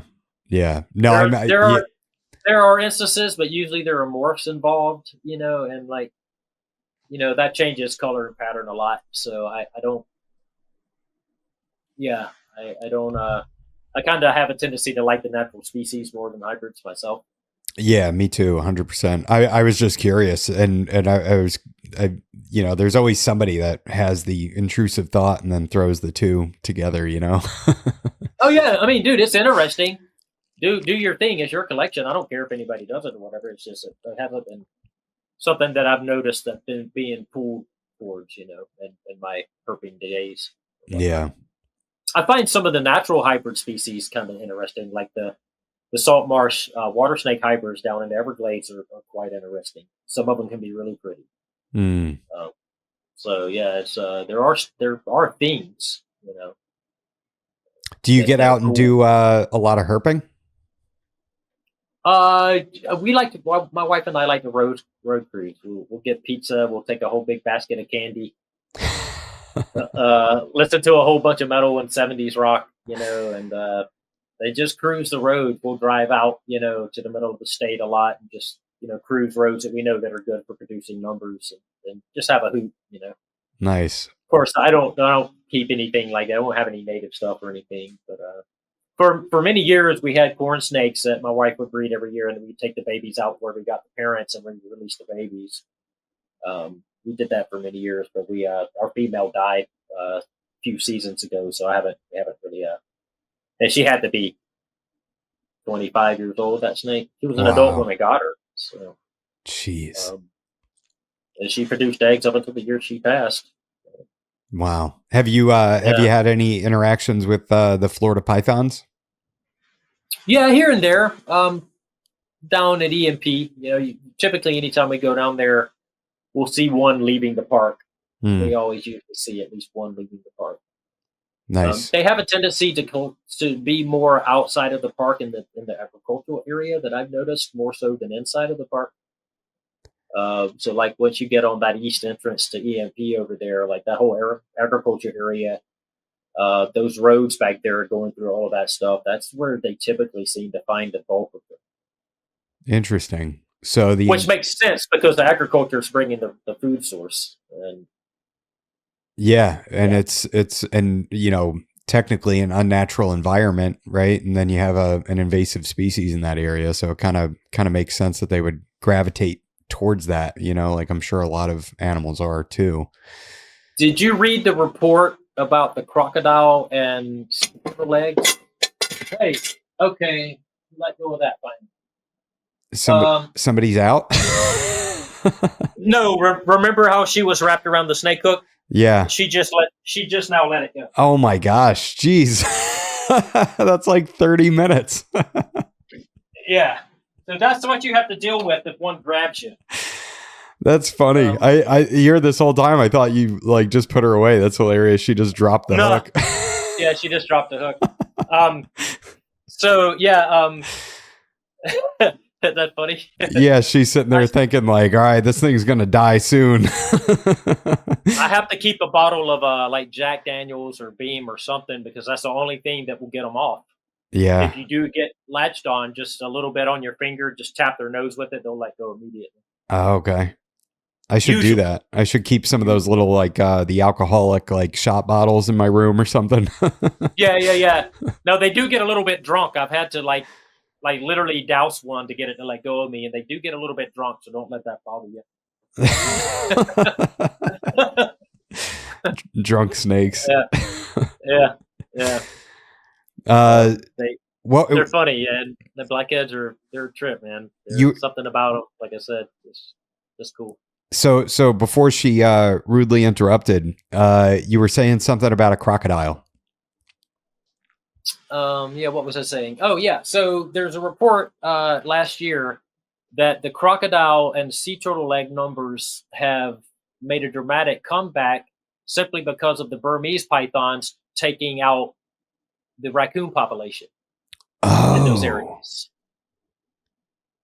Yeah, interesting. I just saw it like 4 months ago. I got it saved somewhere on my computer at home, but yeah, it was like there's pretty much saying a direct result of the raccoon population being somewhat brought back from the berms.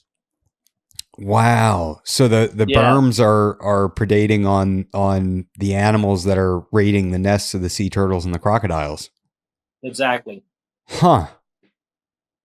Well, Yeah, there's an upside. You could take that yeah. as I a mean, positive, you know? and you don't, and you won't hear anything about that. The chorus that it followed to the. But I did see it online. I did see it somewhere. It was from Florida State, I believe, if I remember correctly. Awesome. Well, Yeah. I'm going to be going herping in the Everglades in April at some point. So I'm excited to get out there, and I'm hoping to see a berm because I've never seen one in Florida, and I've been born and raised here. So Every time I've seen one, it's been leaving the park at about 10:30, anywhere from 10:30 to midnight. okay, First, what hours do you normally herp when you go out? normally just the witching hour, like an hour before, an hour after sundown. Okay, Yeah. I mean, you can this time of year when it's cool like this, you can get out and walk and see some stuff. But we like the idea of like just ravaging candy and pizza and being in our car in air conditioning and just driving. There's certain roads here in Florida that produce a lot. I mean, we've been out and had 40 snake nights. damn. All right, you'll have to send me that privately. Oh yeah. You go with us, man. Like meet us, and we'll make it happen. Oh yeah, I'd love it. I'd love it. That would be There awesome. are a couple of different areas that are still really good. They're dwindling fast though, man. They're dwindling fast. Yeah, you got to keep them. You got to keep them private because yeah, it's you Well, get it's not even that. It's just development, man. One of the main areas that we like to go is under threat right now for like 55,000 homes. really. It's like, oh yeah. And the people lobbying for it are all developers and whatnot. So it's Yeah, what can you do? of course they are. Yeah, it's I don't know. I just heard a or I saw a headline. It was about uh the house prices kind of not crashing but really coming down and the market getting colder, and Florida is like leading on that trend, and I'm like perfect. Right. Perfect. Yeah. Right. Stop Right. coming here. The market's trash. The houses are overvalued. Go away. We don't want you here.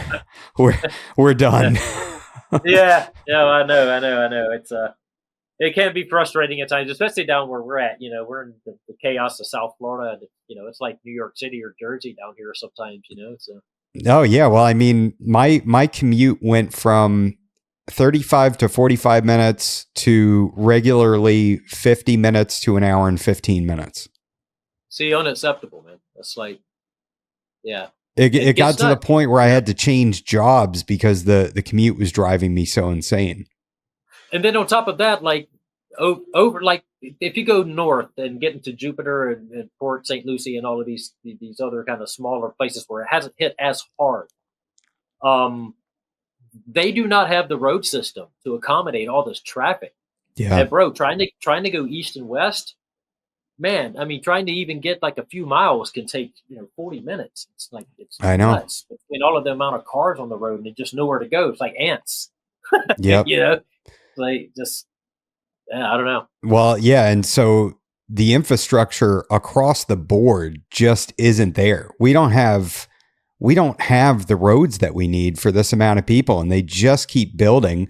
And every Nope. time they build, they're backfilling with fill dirt, and they're taking away a wetland, and then they put in a Yep. pond for everything to drain to. and the sewer infrastructure isn't there either. It's just crazy. Nope. It's absolutely crazy. It floods bad, like down here all the time. Some of the rain catches the locks people off guard. They don't have the locks open. Yeah. And you can tell because like it'll flood real quick, and then as soon as they realize, oh, we got flood areas, they'll open the locks, and you can like, literally see it drain right off. Yep. It's crazy. Well, we went through the same thing last year. I mean, we got hit back to back to back hurricanes. We got 3 hurricanes within like a very short span of time, and our roads were underwater. We had 4 to 6 inches of water over our asphalt, and we've never seen that before. Right. Florida's a wet state, man. Yeah, and that's you keep filling in all these. The whole state is a watershed. Basically, and you keep backfilling everything with fill dirt and throwing houses on it, and you kind of have to understand what you're doing, but it's easy to look at it and smile when it's wintertime, but come wet season, forget about it. Yeah, no, it's interesting how, what's happening. I mean, there's a lot of, don't get me wrong, there is a lot of wilderness in Florida. I mean, there's a good bit, but when places like that, that's like one of our favorite places to go. And, when places like that get under threat from this stuff, it really hits a sour note with a lot of people, man, Yeah. So I hope that like through some type of common sense at some point that we as a species figure all this stuff out, I don't have high hopes, but we'll see. Yeah. We are one dangerous animal. Most dangerous one that's ever been on this planet, that's for sure. Yeah, absolutely. But yeah, we'll have to get together and do some herping and hang out. Yeah, more than welcome, man. More than welcome to come check out the animals. And oh my God, I'd love to come over and have your snakes try to eat me. I wish I had it's something that's here. Let me show you something else before we go. Yeah, sure.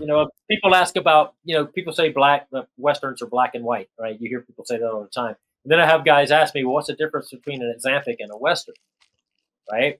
Yeah. Like the Western, it doesn't have, the Xanthic doesn't have color, period. So I'll show you the difference.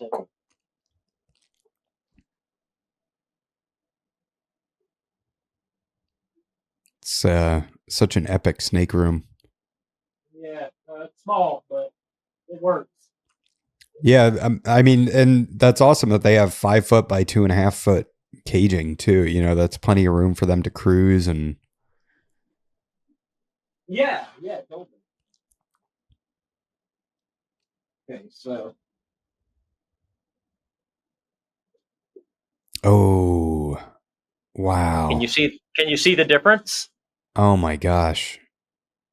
And is this a Western or is this an Xanthic? Well, this one, the white one, is an Xanthic. The yellowish one is a Western. Oh, okay.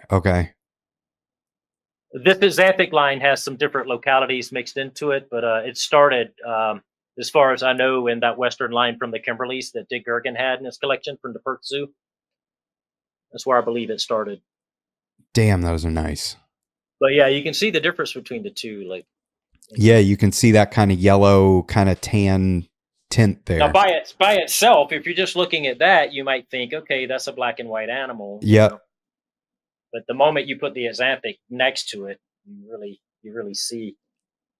Yeah, that it's not pure white. It's like eggshell. It's got a little pigment to it. Yeah, where the Xanthic is just paper white. How old are those animals? They're last year's babies. They're last season's babies. Okay, so they're coming up on a year-ish. Yeah. Yeah, those are so cool. If you're listening to this on audio, check it out on YouTube so you can see some of the animals that Derek has over there. And I mean, your website is great too. You've got just mind-blowing animals, awesome pictures on your website. Oh, thank you. Yeah, it's like they're kind of, if you hover the cursor above them, you'll see their names and what lines they're from and whatnot. They're kind of detailed on there a little bit, so you can see what's what, And if anybody's listening and they've never heard you play the drum, I would advise people to go on YouTube and type in Derek Roddy drum. There's some. That's pretty fun. Yeah, that's been a real fun aspect of my life for many years, man. Like being able to play and create music with people and getting to do the stuff I've done over the years. It's been pretty cool. That's awesome. Yeah.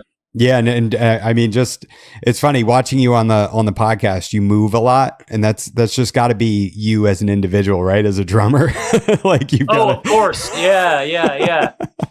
And especially for the way I play drums too, I gravitated towards fast metal music just because, man, my metabolism and my system runs hot in general. Yeah, like I talk fast, I play drums fast, I drive fast. I clean cages in here fast, so kind of like I'm on 10 all the time. You know? Yeah. So I think that helped me with the whole drumming thing. It's like just naturally being that way. Oh my God. It is absolutely wild watching you play the drums. And I wish I could, and that's me as somebody that doesn't play anything. I don't play any instruments or anything, but man, just watching you is like, I couldn't even fathom, what you do. It is truly crazy. Well, thank you. I'm glad somebody appreciates it. It's a dying art. It definitely is. Like, music's a dying thing in culture, and that's a subject for another day. But it's interesting to kind of see, like, watch it do this. The evolution that it's done. Yeah. Media in general. Just from music to movies to reality TV to podcast. Like the evolution of us as humans and what we're looking for out of entertainment and media. It's very interesting to me. Yeah, it's cool. It's a cool thing. Yeah. Well, if anybody's listening, go watch Derek play the drums on YouTube and give a thumbs up, because you've got some really awesome stuff out there, and it's fun to watch. And yeah, I can't imagine how much coffee you drank before you do a drum solo like some of the ones I saw. It's got to be like a gallon of coffee. Oh man, I'm a coffee addict anyway, and it doesn't help with everything moving quickly either, So yeah, that's like one of my only vices, coffee. I don't think it's that bad of a vice. I like coffee too. Sometimes I'm surprised. Like I'll go to grab the pot, and we have one of the stainless steel insulated ones, and I'll pick it up. And I'm like, oh shit, it's already empty. I already drank all the coffee. Yeah. No, it happens every day in my house. Yeah. Cannot have enough of that. So yeah. All right. Well, Derek, thank you so much, man. It was really great having you on and talking. You blew my mind. I learned a lot about blackheads, and I really appreciate it, man. Yeah, man. Anytime. And like I said, keep in touch. We'll rock out some herping and checking out some animals for sure. Hell yeah, man. I'm down.